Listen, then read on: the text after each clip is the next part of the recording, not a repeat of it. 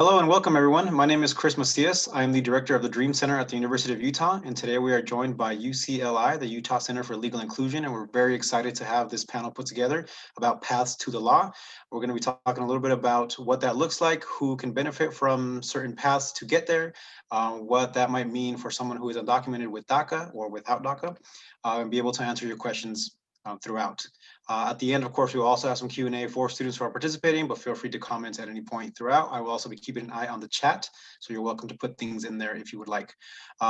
Just so everyone's aware, this is being recorded and it will be posted to our website and embedded into our YouTube channel as well after the fact. I'd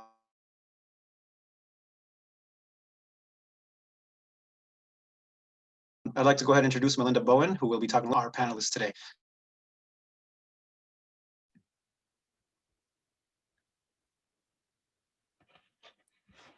Did we lose internet? I think we may have lost Chris. Okay. Yeah. Okay, well, I'll jump in and just begin by introducing the Utah Center for Legal Inclusion. As Chris said, I'm the executive director for UCLI, and our mission is to increase diversity, equity, and inclusion in the legal profession in Utah. And we do that in a variety of ways, or hope to do that in a variety of ways, including by reaching out to diverse students in many different contexts and different avenues to let you all know that there are many different ways that you could use a legal education and a legal career in the aspirations that you may have, and that there are places and spaces for all of us in the law. And we want to welcome people into our profession in a much more inclusive way than we have in the past, and make sure that everyone feels that ability to come and join us as lawyers, and to be served by the legal profession in the way that is most equitable for everyone in Utah. Having said that, I'm going to introduce our three panelists today, and I'm so excited to have the three women that we have with us today. First, we're going to hear from Heidi Chamorro, who is going to give her personal story of navigating her path to her legal career in Utah. Heidi is originally from Oaxaca, Mexico, and came to the US when she was 3. She grew up in West Valley City and went to the University of Utah for her honors bachelor's in comparative literature and cultural studies, and a bachelor's in mass communication. She studied law at the S.J. Quinney College of Law at the U and graduated in 2015. For the past 3 years, she's worked at Goldman Sachs doing financial crime investigations. And in 2015, she requested that the Utah Supreme Court change the bar rules in order to allow a DACA recipient to sit for the Utah State Bar. And the rules were changed in 2015. So she's going to share her experience in that realm, and I'm really excited to hear from her on that. After Heidi talks to us, we are also going to hear from ISABEL Moreno, who serves as the University of Utah S.J. Quinney College of Law Director for Admission and Financial Aid. ISABEL has been with the law school and the Office of Admission and Financial Aid since May 2016. She's a proud alumna of the S.J. Quinney class of 2016 and serves as an active member of the JD Admissions Committee at the law school and the Law School Admission Councils, or LSAC, National Recruitment Work Group. More importantly, she finds really great satisfaction in working with prospective S.J. Quinney law students. And so we're excited for her to share some of her insights with us as we talk to this particular group. Finally, we wanted to include a practicing attorney in our group. And sorry, kind of broke up there for a second. We called on Lean Tran Layton, who is a managing partner of JLJ Law Group here in Salt Lake. She works with clients across the country, though, and immigrated herself from Vietnam when she was a year old. She's lived in Utah since that time, and she also graduated from the University of Utah, the S.J. Quinney College of Law. After law school, she practiced intellectual property litigation at a law firm and now practices immigration law. And in her practice, she has assisted a broad range of clients, including individuals and families who are seeking to achieve the American dream, businesses who are looking for qualified workers to fill those hard to fill positions. And she also manages an immigration law blog that covers a variety of topics and keeps that up to date. So I'm excited to hear from her on some of the ever-changing landscape of immigration law, especially right now. I'm going to largely stay out of this, but I'll also be watching the chat for questions, and Chris and I can work together to manage those. But please feel free to unmute yourself as well. We want this to be a dialogue and a conversation as much as possible, as much as we can in this remote setting. I do know it's hard sometimes to feel that connection on Zoom, but I hope that we can, at least in some way, as we go through this time. So I'm going to turn it over first to Heidi, and she's going to share her story with us. Go ahead. Yeah, hey everyone, thanks for joining. So I can just quickly run through my story. If you have questions, feel free to interrupt me. As Melinda said, I was originally born in Oaxaca, Mexico. My family immigrated here when I was 3. And we've lived in Utah ever since. I grew up in West Valley, eventually went to the University of Utah, where I studied my undergrad, and then went to the S.J. Quinney College of Law. In undergrad, had already thought about law school, but obviously I knew that I likely couldn't go because I was undocumented and I really wasn't sure about the rules. And during my undergrad, at some point, I wanted to just learn more about the law and sort of the careers that were available. So I started interning for one of the legal clinics they had as a Spanish translator. And it was there that I got introduced to one of the staff members, Jolynn Spruance, who really was a huge advocate and helped me a lot in getting into law school in the first place, which was great. And so that's really where my whole law career started, I feel like, was towards the end of high school. Well, let me go back to towards the end of high school. I actually met Chris because they were college advisors at the University of Utah. And that was when I found out that if you weren't documented, you couldn't actually go to college and you could apply for scholarships at the time. So him and some of his colleagues helped us to, apply for the university. I got help applying for scholarships, and that's how I got there. And then at the University of Utah, when I was interning with at the clinic, that's when I started asking questions about, do you need to be a citizen to go to law school? What are the requirements? And Jolene really pushed me to go meet with the admissions advisor and talk to them about it. And so I did. At the time, I think it was my junior year. I had one more year left of college. I went to meet with the admissions advisor, the dean of students, I believe he was at the time. And he was just, very blunt about my opportunities at the law school. And he said, you could apply and you could potentially get in if you meet all our standards and you do well on your test. But you should probably think about what that would mean for you, because you wouldn't have any resources here. We couldn't get you scholarships. You wouldn't be able to take the bar likely when you graduate. And so he said, obviously you can get in, but what are you going to do when it's time to get out? So I took that, and was like, great, I can get in. So I started studying for the LSAT. And I think, I can't, it's like a black hole in my head, how long that took. I think I took a few months to just study, got some tips from former students that she connected me with from the clinic. And I didn't really know anyone who had gone to law school or who had experience with the admissions process. So I kind of just had to start from scratch and do a lot of Googling and ask a lot of questions. But ultimately, I took the test, I applied, and I remember when I got in, I got my letter, and my mom and they were like, oh, are you sure? Like, so you're gonna go to law school? Like, how are you, are you sure? It was just really surreal and weird because I was like, I'm gonna apply, and then I never thought about, I'm actually gonna get in and just, go from there. I originally actually had started applying for law school because as an undocumented student, I didn't really have anything that I could do after college. At that time, DACA wasn't out. And so when I graduated, I was kind of left with nothing. And so I thought, that was part of the reason I decided to go to law school. And so we got in, and then the next thing was trying to figure out how to pay for it, right? Obviously that was a big thing, and I don't even remember how we figured out how to pay for it. And me and my mom constantly talk about how weird it is looking back and realizing how much money I put into law school.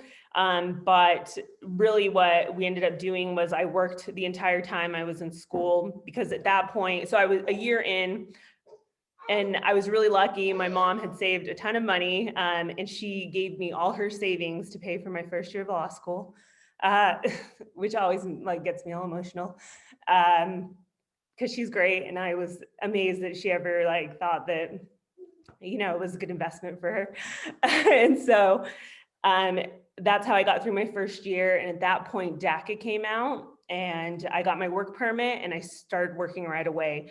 I worked all throughout law school, and I actually had to have them extend my law school. So it usually takes 3 years. I took 4 years to graduate. Sorry, my kid's eating something on the floor. Please don't eat that. So it took 4 years to graduate, but that helped me extend how much time I was there and really extend payments. And I had the system. Well, obviously I stayed, if you're able to, I always recommend you stay at home with your parents. I stayed here, and that's why the U was the only school I applied to as well, because I couldn't imagine how I would pay for living expenses on top of all of it. So I lived with my parents. All the money that I got was on a budget. It all went, at the time, I won't even tell you which bank, but they had really loose regulations. And so I was able to open a minor account, which is an account that you have connected to a parent, and you could put money in, but you can't take money out, and only the parent is allowed to take the money out. And so I would put all of my checks in there. I think my mom obviously gave me a little bit for snacks or whatever I needed. But it was almost like $2,000 a month. That was my goal, to get in there, and she would throw it straight, and she just paid tuition from there. And I did that all throughout law school. I was never able to do internships or anything externally because I had to work.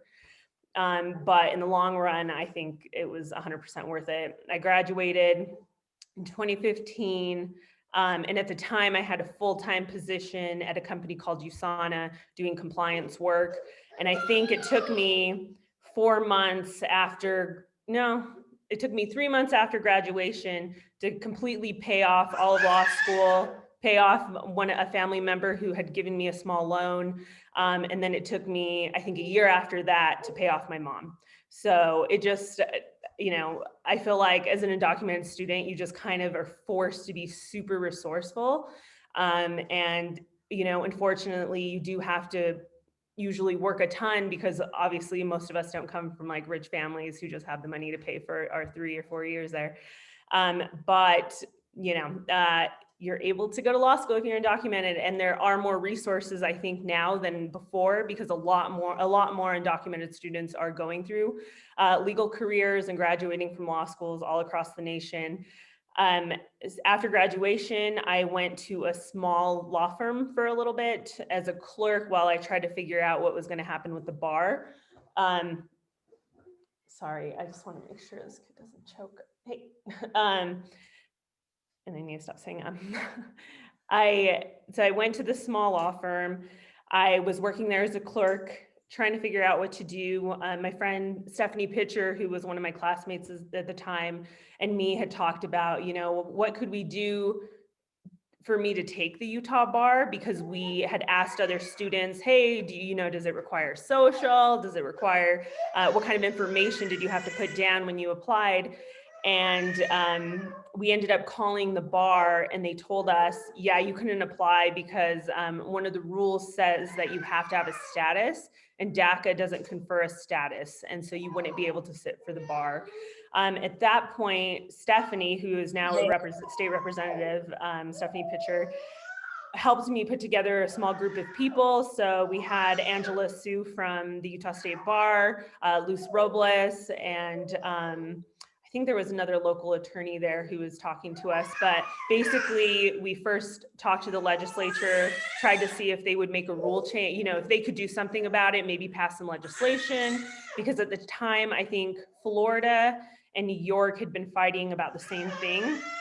And the legislature at the time said, we won't touch it. You better not bring it up because it's going to affect all our other immigration bills. And so we put that aside and then went to the Supreme Court here in Utah and asked them if they could do a rule change since they are over the practice of law. And at the time they said, yeah, we'll look at it. So we submitted an informal petition just asking them if they could look at it and make a rule change. They sat on that for about 2 years, and we were constantly following up every few months. In the meantime, I found out I could take the California bar and took that kind of as a practice run for when I took Utah, passed that, and then kind of looked into legal careers in California, but the cost of living there was just so insane. It wasn't even viable for me. And so I think at that point, I had already gone to Goldman Sachs because honestly, being a fresh, student out of law school wasn't paying too much. And I definitely wanted to make money. So I left to Goldman Sachs and it waited it out pretty much. We were just following up. And about a year and a half ago, there was a student from BYU who decided, she was also undocumented, who decided that she wanted to do something about the rule change as well. They talked to state legislatures and she worked with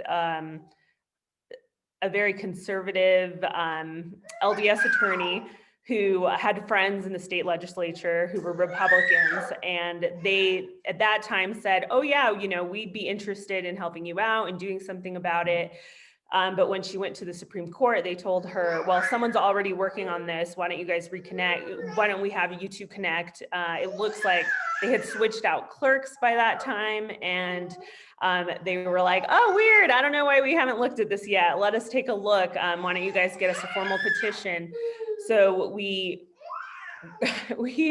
got the help of some attorneys who represented us pro bono, submitted a petition for us.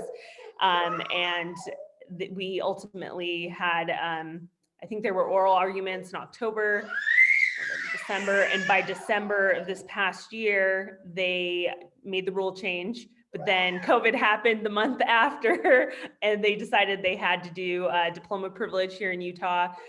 We also asked them to extend that to us as well, because they kind of had a narrow class of people that they wanted to cover. They just said, sure. So I just finished my hours, I think 2 weeks ago. That was the worst experience probably of my entire law school legal career. But it's done and I will never think about it again.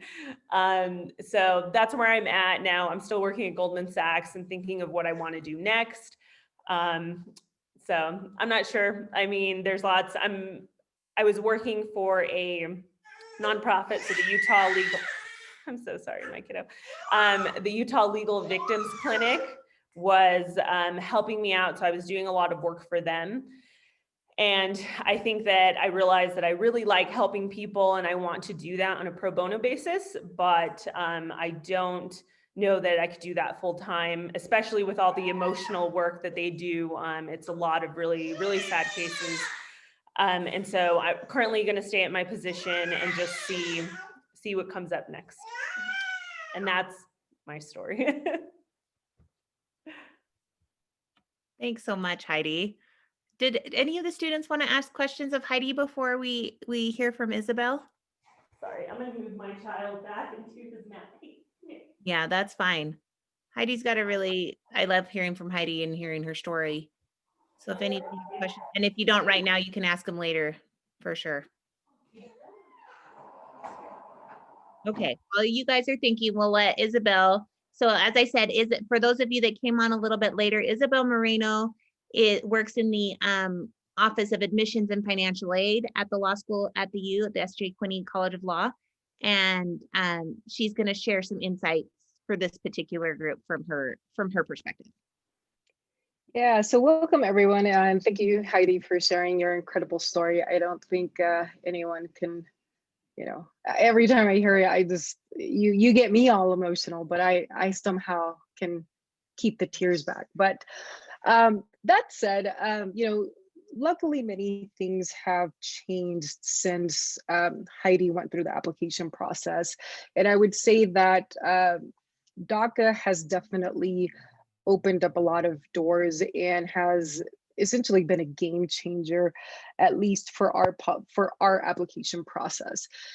And so just to kind of, I imagine many of you here, if you were connected to this session because you are connected with the Dream Center, are familiar with, essentially the SB 144 or 144 and SB 118. You essentially have to be eligible to qualify for the non-resident tuition waiver under those policies. And so long as you can go through that, I mean, that has nothing to do with your ability to apply. You can always apply. And as Heidi eloquently put it, you can always be admitted, right? But you do want to be in a position to apply for and secure the non-tuition waiver, because that way that you become eligible to be on the in-state tuition, much like and I'm sorry, I don't know who our audience is in terms of, like, is everyone a University of Utah student right now, or do we have students from other institutions here? Right now, the names that I recognize are all students at the University of Utah. Most are affiliated to the Dream Center. So yeah. Okay, perfect. So then I won't spend any time touching on that because you probably already have some familiarity with that. But part of the reason it's so important to either get under the 144 or the 118 is because something that's very important for our law school is that one change we actually made since Heidi was a student is that our tuition is now your resident or non-resident designation upon admission actually carries over for the duration of your time as a student. And so that is why it's so important to get into that non-resident waiver status as soon as you learn of admission. So just a tidbit there. In terms of another change for the finances, here again, this is why DACA was such a big game changer. Anyone who's admitted under our program and satisfies our priority deadline or is admitted under early decision, they can qualify for our merit on entrance scholarships. And so under early decision, that comes with a very specific scholarship. So it's about $52,000 over the course of a 3-year period for those who are considered residents, or alternatively fit under the 144 or 118. For those who are in a non-resident status, it's about $76,000 over the course of a 3-year period. And that's static. So it doesn't necessarily change. It covers anywhere between 60 to 66% of tuition each year. And so that's early decision. That's not a good fit for everyone, right? So I do like to just disclaim that if we are not your first choice school, you should not be applying under early decision. Those deadlines typically come due in October. And then we typically make a decision by November. Under our regular review process, which is by far our most popular, I mean, I can tell you about 98% of all of our applications are coming in through early or regular decision. Those deadlines are due January 15 is our recommended deadline. And then our final deadline is March 10. This is important because I commented on our merit on entrance scholarship program, right? And so anyone who applies by the January 15th deadline and is subsequently admitted is guaranteed first round scholarship evaluation. And so you might wonder, well, what does scholarship look like? What do the scholarship options look like under regular decisions? And so under regular decision, it could be something as small as $4,000 or up to full tuition. But as the name implies, it is largely based on merit. And so your performance in your undergraduate program is going to be very important. One thing that you definitely want to keep an eye out is for any institution that you have an interest in is what their medians are. And medians are not requirements. I want to make this clear. Medians are at least for our school, they're aspirational, they're not requirements. And so, but they're also very telling for the student body. And so our medians for the latest entering class, cumulative undergraduate GPA is about a 377, cumulative LSAT score is at a 161. So I can tell you how that relates to our scholarships is typically the ones that are at those medians are receiving typically our 3-year renewable scholarships. Those that are closer to what is, you're gonna notice, not just the medians, but 25th to 75th percentile spread, right? I just disclosed what's right in the middle, but what does the entire applicant pool or what does the entire admitted candidate pool look like, or matriculant pool, in terms of people fall below and above the medians, and that's important to understand. For those who are seeking the highest scholarships, they're typically at the 75th percentile or above. So you're looking at 163 for an LSAT plus, or and in terms of the GPA, that's a little bit over 3.83.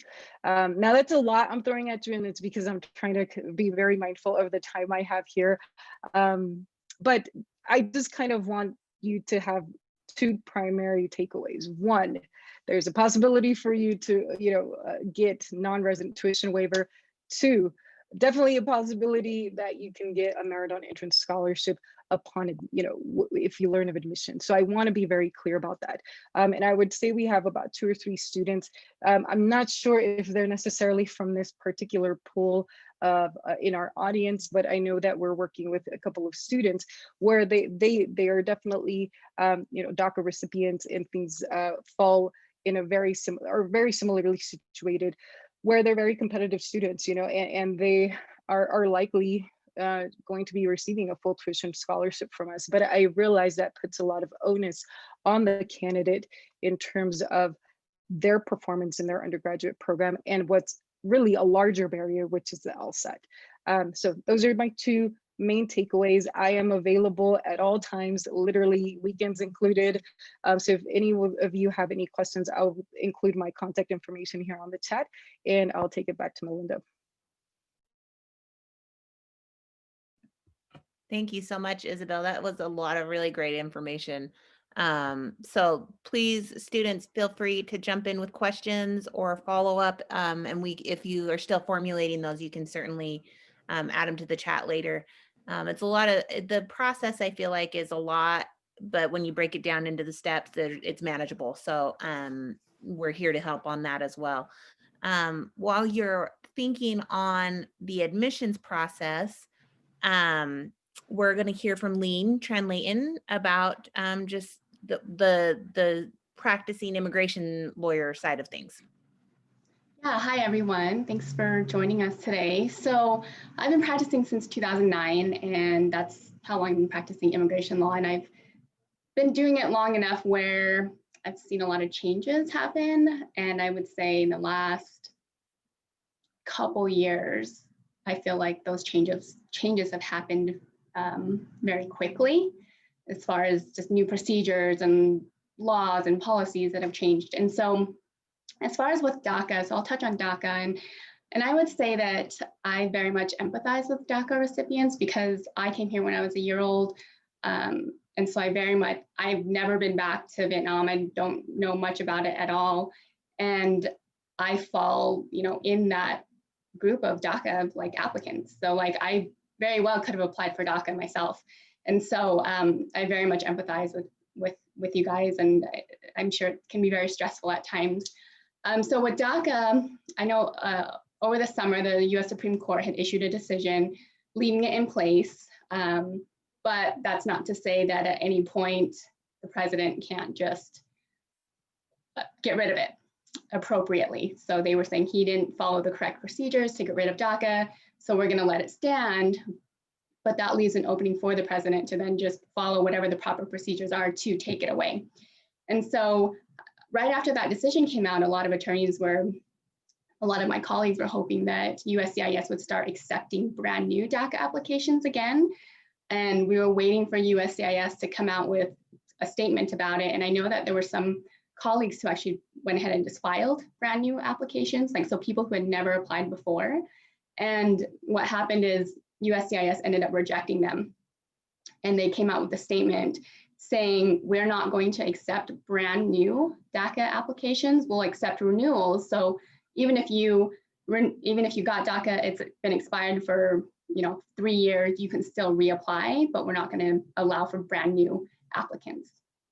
Another thing too that they changed, and I don't even know why they did this, is that they moved it from being valid for 2 years to just 1 year, which no idea how that even came about.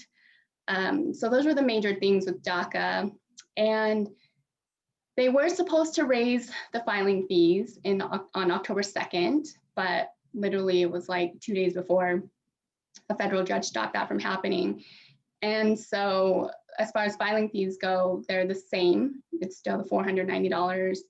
And even if the fees were to increase, they actually weren't going to increase the filing fee for DACA work permits. So, and in fact, I think it'd be a little bit less because the biometrics fee, so the fingerprinting fee, was going to be decreased to $35. So I don't know at what point these filing fees will increase, but for now it's on a temporary hold. As far as renewals go, I've gotten renewals for some clients within a month, which is unheard of for most immigration benefits. It usually takes months and months and months, and sometimes years and years. So yeah, like a recent DACA renewal, it got approved in like 3 weeks, I want to say. So it's very fast. And so I would say that as far as with DACA, I feel like they don't take a long time to get renewed, especially if your DACA has not expired and you're renewing again. They're pretty fast. Let's see, furloughs. So over the summer, USCIS was supposed to furlough like 70% of their workforce, but thankfully it didn't happen. So we were all preparing for that. And I was telling my clients, like, it might take, instead of 6 months, it might take 1.5 years now. So we were bracing ourselves for that, but it didn't happen. However, they did say that they were still planning on doing substantial budget cuts and that it will affect processing times. But what I've seen with processing times is it's very unpredictable and like sporadic. So some immigration benefit applications are a lot faster than others. So yeah, it's been definitely an interesting time practicing immigration law.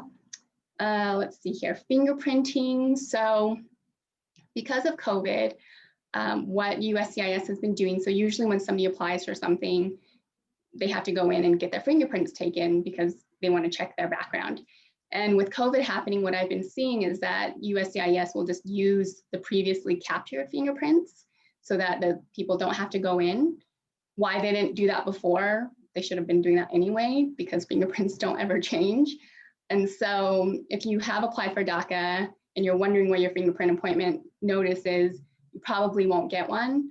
They'll just use your previously captured fingerprints. And let's see, what else? As far as pathways to, getting a green card, there isn't one for DACA recipients unless you have like a US citizen relative who can petition for you, or if you've been a victim of a crime, that's another one. But as far as just with a DACA recipient having a pathway to a green card, that's not happening right now.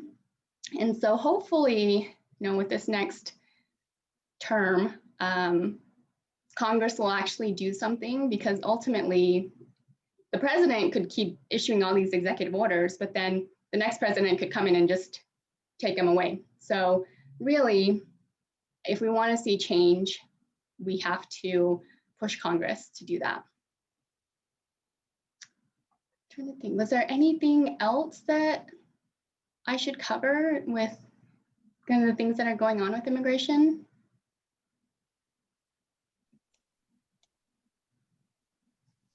I feel like even if we asked questions, it would change by tomorrow with everything going on. It's been so crazy. Like, so one of the things, oh, another thing, actually, this is actually important. So when you're filling out your applications, like any immigration applications, like you're renewing your DACA, make sure that you don't leave any blank fields, like either put NA or none, because what we've been seeing is that USCIS will reject applications if the fields not every field is filled in with something, which is ridiculous. So like, for example, if you don't have a middle name, don't leave that field blank. Actually put in either NA or none so that it's not blank, because we have actually seen applications get rejected. And what happened, so this wasn't a DACA case, it was a different case, because all the stuff I wanted to fit in the field couldn't fit if I typed it in. So I just put in the field, I put C addendum, and then I attach an addendum, and they still rejected that. So if you can, so in those instances, if you can, try to write it in, whatever it is that the field is asking for, instead of saying, please see addendum, because apparently that didn't work either. So yes, just make sure that fill out every blank field with something. Very good information to know. Does any of the students or attendees today have any questions about that? And you're right, Heidi. I mean, things can change in an instant nowadays, but we also believe that getting as much information out there prepares people more, right? So 100% agree. Yeah.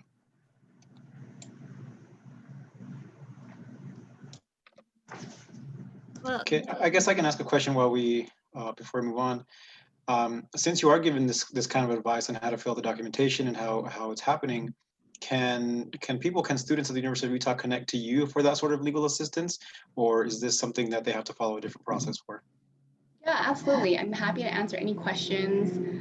Definitely, yes, absolutely. Yeah, and I'll leave leave my email in this chat box as well, and I'd be happy to answer any questions.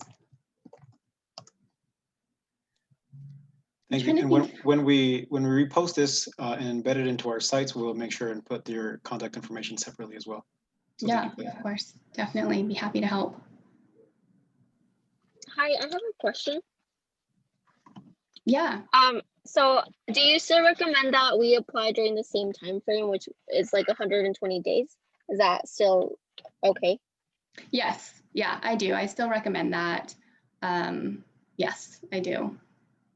And like I said, it is possible that they'll approve it very fast, because that's what I've been seeing. So you might, like, let's say you apply, at that 120-day mark, and then they approve it 3 weeks later. In some ways, you've kind of lost the tail end of that validity period.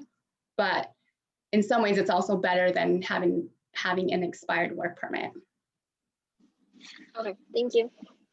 I'm going to double check something too, actually, because depending on the category that you're applying for the work permit, if you apply before the work permit expires, then your work permit is automatically extended for another 180 days. And so let's say that you applied, let's say your work permit was going to expire in 30 days and you just didn't get around to renewing it, and then you did renew, and then let's say you don't get a decision and your work permit has already expired, it may be extended for another 180 days. But let me just double check really quickly if the DACA category is one of those categories that applies to. Let's see.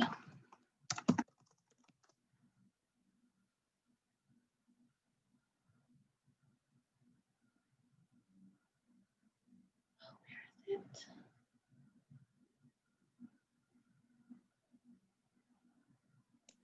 it? While she's looking that up, if anybody has any questions that they are thinking about, again, feel free to put them in the chat. Where you're welcome to raise your hand and speak, or however you'd like to interact is totally fine with us. I have a question. Sure. So for those who need to have biometrics done, how is UCIS handling are they still doing biometrics, or has that service stopped? Yeah, so for now, what I've been seeing is that they will use previously captured biometrics. So they'll just use your fingerprints from before and just run those. I have, not for DACA applications, but I have been seeing other fingerprint notices come in for other applications.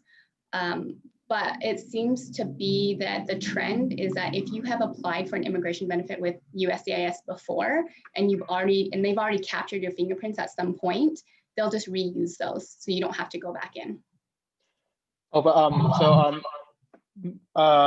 so what happens if you've never been with UCIS and they don't have your fingerprints? Are they going to send you are they still going to send you even in those times? Yeah, so at some point they will send you your fingerprint notice to get them done. I do know that, so USCIS had closed like mid-March or so, and they didn't reopen again until around beginning of June. And so obviously nothing was happening during that time. And this was probably a month and a half ago, a colleague had sent out this email that said that they were pretty behind on fingerprints appointments, like, oh my gosh, it was something crazy. It was like 8,000 people or something like that they were behind. And then obviously they're not able to take as many people per day anymore. So if it seems to be taking longer than normal to get your fingerprint notice, it's okay. Like, don't get too worried about it. Like in normal times, it was about, I would say usually about 4 weeks after filing is when the fingerprint appointment notices would come. Perfect, thank you. Yeah, you're welcome. And then I did see, so the automatic extension does not apply to DACA recipients. So you're much better applying early rather than like right up until the deadline.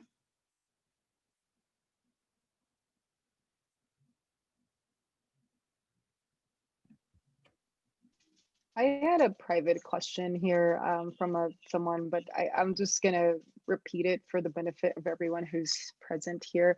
Yeah. So this person is asking whether, what are the resources to kind of study for the law school admission test, and whether the university offers any classes or workshops to help folks that are prepping for the LSAT. And so first and foremost, I do like to share that the Law School Admission Council actually partnered with the Khan Academy. I don't know how many are present have used that before, but it's actually a pretty popular tool for preparation and kind of like a tutoring kind of supplement. But yeah, the Law School Admission Council partnered with the Khan Academy to offer a free LSAT prep course. And so I'll include this in a link for that for the benefit of everyone.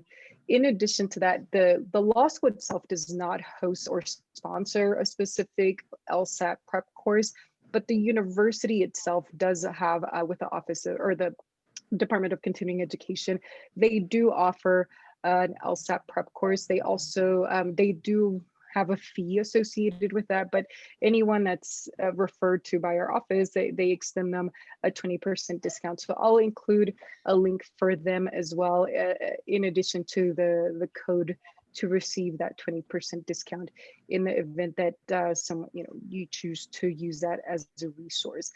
We don't, that said, there are so many test prep programs out there. We frankly can't even keep up with them anymore. There's a lot of even one-on-one tutoring. There's a lot of even folks who engage in that, right? They even hire or are available or offer services to help you with your personal statement and how to approach the application process. So there's services like that. I'm not necessarily advocating for that. I'm just, trying to give you the full swing of information here. Try to declutter the noise. You're by far not the first person applying to law school. There's a ton of people applying to law school every year. Only really seek out the resources and pay for resources that you absolutely need. So that's just a tidbit there, but I'll share those, the university and the Khan Academy information here on the chat. Isabel, I'll also jump in and just let you all know, UCLI, the Utah Center for Legal Inclusion, also offers scholarships for LSAT prep courses. So we have allowed people to take the course that they choose because I think there's different ones that fit for different people.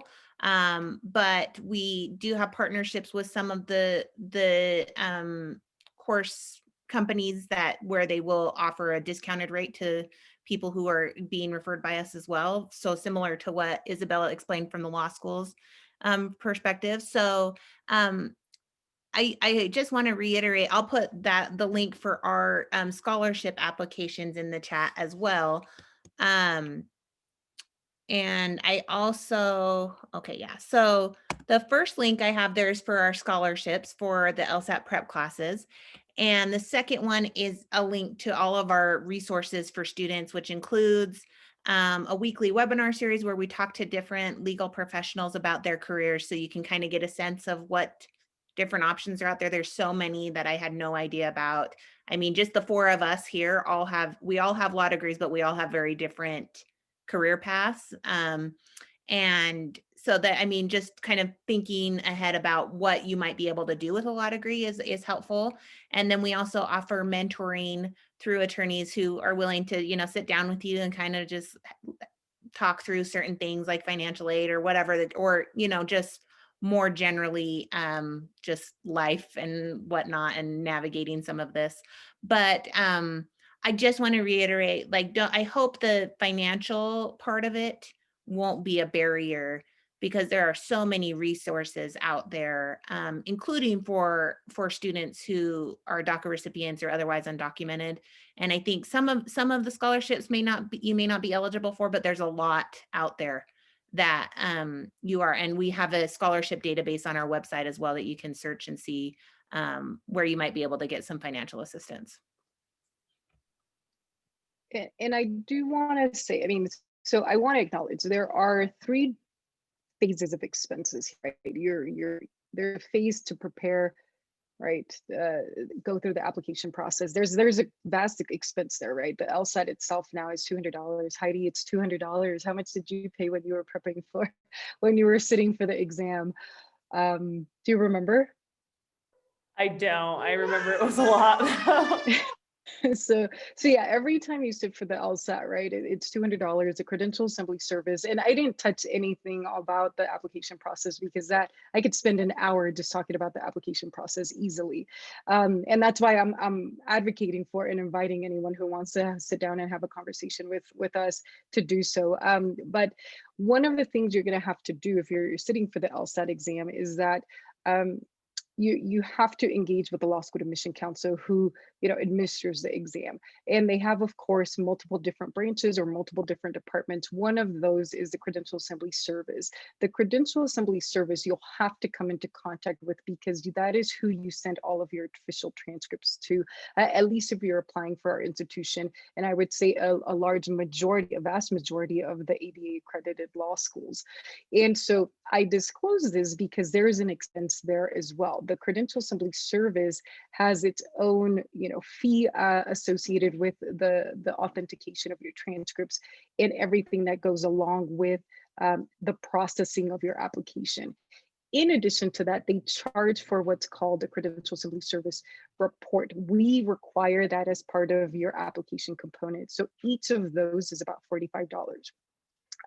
All of this is important, and all to say that the Law School Admission Council also has applications that anyone could, that you can submit to request waivers for some of these fees or maybe all. And so I just want to make everyone aware that do not, just reiterate and going off of what Melinda's saying, do not let the cost associated with even just the application process deter you from applying, because there are avenues that are available to make it more feasible and accessible for potential applicants.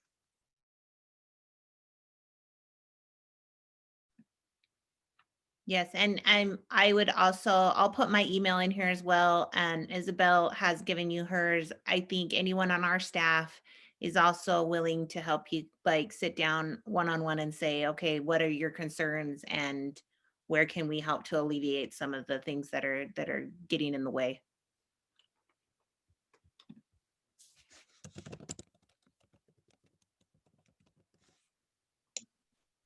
Well, thank you so much for all the information so far. I think a lot of this is very, very helpful, and for sharing your contact info too. And again, the contact info we place next to the video itself so that other folks can access that later on, and be able to continue with follow-up and other questions they may have.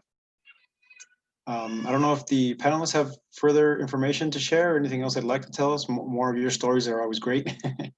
Or if the students like to continue the conversation and have more questions. Something I would add, sorry, he is going to lose his mind, is that I know probably all of you have social media, and there are tons of groups now on Instagram that are, you know, Latino students or immigrant students or just DACA students who are looking to get into legal careers. And I feel like there's a group for everyone. And if you seek them out, they usually share a ton of resources, or, you know, will explain how they're applying for the LSAT. And if anyone wants to get together to talk about it, I've recently started seeing a lot of that, and I am just so impressed and wish that was around when I was trying to apply for law school. So I really encourage you guys to seek that out. And if you ever want help finding, you know, groups or resources or other people who are going through it now, I'm also happy to help you guys connect to other people, and I've added my email as well.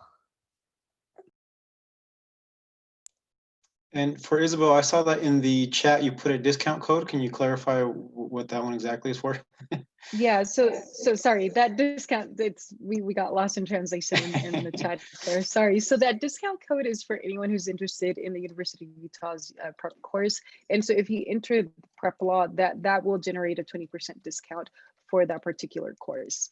But I would encourage you, anyone interested in that, to touch base with them, and maybe, you know, touch base with Melinda and her staff about the application to maybe get that even more reduced at a more reduced rate. So yeah, this should no longer be a barrier for folks who want to apply and pursue law school. At minimum, in the application phase, you know, let's see what kind of resources you have accessible and take advantage of them, because they were put in place to support potential students. So please make sure to reach out to these entities and seek out these resources.